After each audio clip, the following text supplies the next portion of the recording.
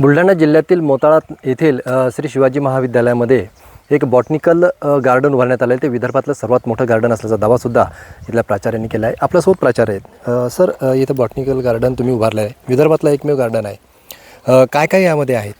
Sir, आपण पहिल्यांदा या महाविद्यालयात आलात।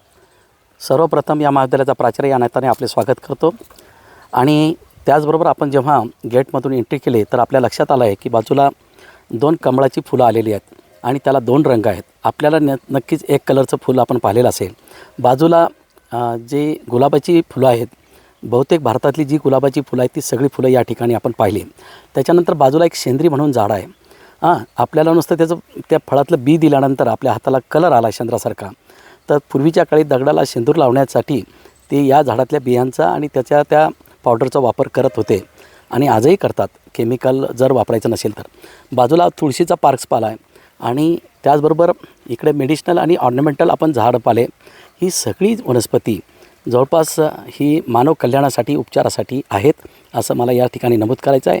आणि हे वनस्पतीशास्त्र विभागाच्या विद्यार्थ्यांसाठी ही फारच उपयोगी आहे, त्यांच्या करिअरसाठी उपयोगी आहे असं मला सांगायचं आहे। या बॉटनिकल गार्डनमध्ये अशा कुठल्या दुर्मिळ वनस्पती आहेत ज्या मुलांसाठी आता अभ्यासक्रमामध्ये येईल? आपण प्राचीन काळातलं एक अजान वृक्ष असं नाव ऐकलं असेल, ज्याचा संबंध ज्ञानेश्वरासोबत आहे। तो वृक्ष या ठिकाणी आपण पाहिला आहे। त्याचबरोबर आपल्या देहातला कुठलाही पार्ट मोडला तर त्याला हाडजोडी असं नाव आहे, ते झाड आपण पाहिलं आहे। त्याला जर तुपातनं घेतलं तर मला असं वाटतं जिकडे ॲलोपॅथीचं काम करते तितक्याच बरोबरीने तुलनेने ते हाडजोडीचं काम करतं आहे। आपण इथे वेखणचं झाड पाहिलं आहे। त्याचबरोबर इथे गावरान अद्रक, गावरान हळद, काळी हळद अशी सगळी झाडं पाहिली। त्याचबरोबर आणखी आपला साबुदाणा पाहिला। साबुदाण्यानंतर सगळे चहाची झाडी पाहिली। प्राचीन काळामध्ये जे आपण परंपरागत चहा पित होतो त्याचं आपण कावळीचा चहा त्याला म्हणायचो। त्याच्यानंतर गवती चहा आणि परंपरागत चहा, आसामचा चहा, नंतर कॉफीची झाडं हे सगळे आपण या ठिकाणी पाहिलं आहे। त्याचबरोबर रायआवळा आहे, पुत्रंजीवी आहे, 1 किलोचं याचं फळ आहे, आपलं बेलाचं फळ आहे। त्यानंतर मिलेटचा पार्स आहेत, रानभाज्यांचा पार्स आहेत। हे सगळे आपण या ठिकाणी उभारण्याचा प्रयत्न केला। हेतू हाच आहे की विद्यार्थ्यांना याचं मुळात ज्ञान व्हावं। म्हणजे आम्ही राजमा सांगतो, विद्यार्थी म्हणते आपण त्यांना जवस सांगतो, ते नाचणी सांगतो, तर ते आपल्याला क्वेश्चन करतात उलट ते नाचणी म्हणजे काय। मग त्यांना जर हॉटेलचं उदाहरण दिलं की हॉटेलमध्ये असा पापड खातो आपण आणि त्याचा पापड तो असा असतो, तर मग विद्यार्थी माना डोलवतात। तर खरं तर विद्यार्थ्यांना याचं विस्मरण होऊ नये। आपल्या परंपरागत ह्या वनस्पतींचं आणि आपल्या ऋषी लोकांनी याचं जतन करून ठेवलेलं आहे। पूर्ण भारतातनं म्हणजे वेगवेगळ्या ठिकाणून आम्ही ही सगळी झाडं आणली आणि या ठिकाणी लावण्याचा प्रयत्न केला। त्याचबरोबर इथे ॲझोला कल्चर आहे, त्याचबरोबर व्हर्मी कल्चर आहे, ॲपीकल्चर आहे आणि आपण एक कलकत्ता पान देखील पाहिलं आहे। ओरिजिनल कलकत्ता पान कसं असतं हे सुद्धा पाहिलं आहे। कपूर आहे, त्यानंतर बासमती आहे। म्हणजे ते पान जर आपण साध्या तांदूळात टाकलं तर तुम्ही असं गल्लीत जरी फिरत असला तर तुम्हाला स्मेल येईल की नक्की या घरामध्ये बासमती तांदूळ शिजवल्या जात आहे। अगदी लहानपणी लहान मुलांना जर समजा दात निघल्यापासून तर मोठे होईपर्यंत जेवढे काही उपचाराचे वनस्पती असतात ती सगळी वनस्पती या बॉटनिकल गार्डनमध्ये आहे आणि ती आम्ही विद्यार्थ्यांना अभ्यासासाठी ठेवलेली आहे। हा बॉटनिकल गार्डन किती एकरामध्ये किती मोठा बनवण्यात आलेला आहे, त्याच्यासाठी पाण्याची उपलब्धता कशी केली आहे? हा बॉटनिकल गार्डन जवळपास 1 ते सव्वा एकरामध्ये आहे। त्याचे 5-6 पार्क केलेले आहेत, जसं की मिलेट्सचं आहे, त्याच्यानंतर रानभाज्यांचं आहे, त्यानंतर तुमचं मसाल्याचे पार्क आहे, नंतर जे फळांचं आहे ते एका बाजूला घेतलेलं आहे, मेडिसिनल आहे, ऑर्नामेंटल आहे। अगदी त्या एका बाजूला लॉनवर त्या ठिकाणी आपण ध्यानस्थ बसून मेडिटेशन करू शकतो असा एक पार्क आहे। आणि हे सगळं याच्यासाठी जे पाणी आहे बोरचं पाणी आहे, परंतु ते पाणी पुरायचं नाही। मग आम्ही आमच्या सगळ्या इमारतीचं पाणी, पावसाचं पाणी ते आणत मोठ्या पाईपाने आणलं आहे आणि इथे एक असं रेन वॉटर हार्वेस्टिंगचं आपण पाहिलं की तो एक पार्क उभा केला। 3.5 फूट त्याच्यामध्ये गिट्टी टाकलेली आहे आणि त्याच्या खाली मग जवळपास मुरुम लागला आणि मग त्यामध्ये ते पाणी सतत इमारतीचं पडत असतं पाऊस आला की।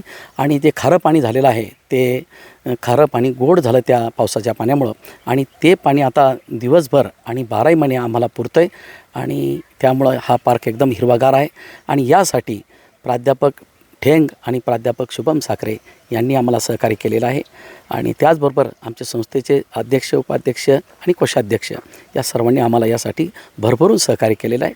आणि नाही, आजकालची शेती जी केली जाते ती म्हणजे रसायनयुक्त खते वापरल्या जातात, त्यामध्ये कीटकनाशके वापरले जातात. यासाठी तुम्ही असे कुठे विशिष्ट प्रकारची काही खते वापरलात का यासाठी? नाही, आम्ही इथे कुठल्याच प्रकारचं खत वापरत नाही.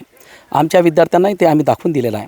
या परिसरामध्ये दररोज साधारणतः एखादा क्विंटल कचरा पडतो, म्हणजे पानांचा. ते सगळी पानं आमच्या शिपायामार्फत जमा केल्या जातात आणि जमा केलेली पानं त्या व्हर्मी कंपोस्टच्याद्वारे त्या ठिकाणी टाकल्या जातात आणि तिथे त्या कचऱ्यापासून गांडूळ खत तयार होतं. मी आपल्याला ते दाखवलं.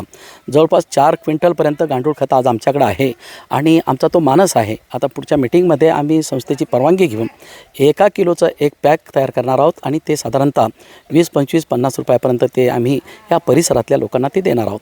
काही आता तुम्ही हे झाडं जे आहे वनस्पती, ज्या दुर्मिळ वनस्पती आहेत त्याच्यावरती काही QR कोड दिसून आला, ते कशाचं काय म्हणजे काय नेमकं त्या QR मधून काय समजलं? आता काय होतं आहे की बरीच काही मंडळी भेटायला येतात. जसं की आता आनंदी मेडिकल कॉलेजचे डॉक्टर्स लोक जवळपास 100 डॉक्टर्स या ठिकाणी आले आयुर्वेद कॉलेजचे आणि त्यांनी आम्हाला विचारलं आहे की या सगळ्या झाडाची आम्हाला माहिती सांगा. तर प्रत्येक वेळेला त्यांना माहिती सांगणं प्रत्येक वेळेला आपल्याला काम असतं आणि म्हणून आम्ही काय केलं की त्याचे QR कोड शोधून काढले. त्याच्यावर आपण केलात कधी तर मोबाईलच्याद्वारे तर ते संपूर्ण त्या झाडाची हिस्ट्री आपल्याला येते, त्याचं नाव येतं, तो कुठल्या कुळातला आहे, कोण्या देशातून आलेला आहे, त्याचा काय उपयोग आहे आणि तो किती वर्षे या पृथ्वीवर राहणार आहे आणि त्याचं कसं आणि किती दिवस संवर्धन आपल्याला करायचं आहे यासाठी तो QR कोड देण्यात आलेला आहे आणि म्हणून आपण आणि आमचे विद्यार्थी आणि येणारे सगळे पर्यटक त्याचा वापर करतात.